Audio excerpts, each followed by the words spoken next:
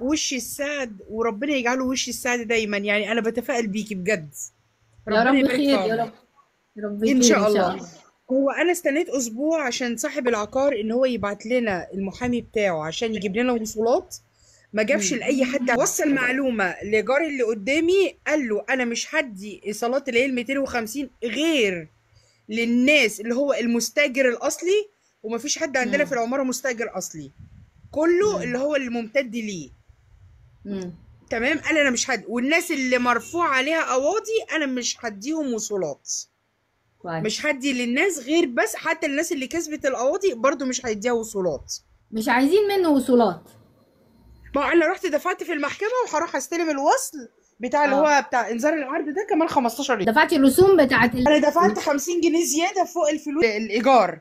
وبالنسبه تمام. بقى للتقديم بتاع المنصه، هل ايوه. فعلا اقدم ولا ما اقدمش؟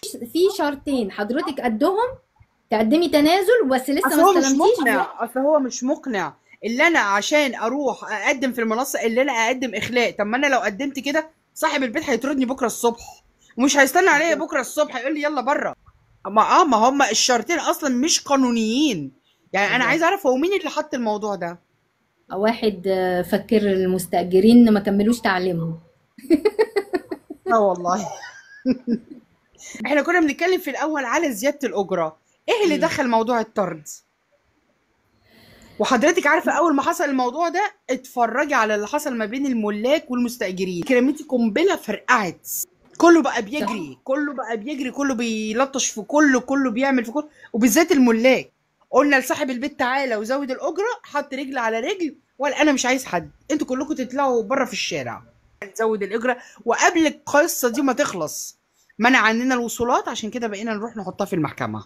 بقى لنا 11 سنه في القصه دي. حته المعلومه اللي المحامي قالها، قال انا مش هدي ايصالات الا للمستاجر الاصلي، وكل المستاجرين الاصليين الله يرحمهم ماتوا في التراب. امم. هل يروح يقدم لهم بقى الوصولات هناك ولا يعمل ايه بالظبط؟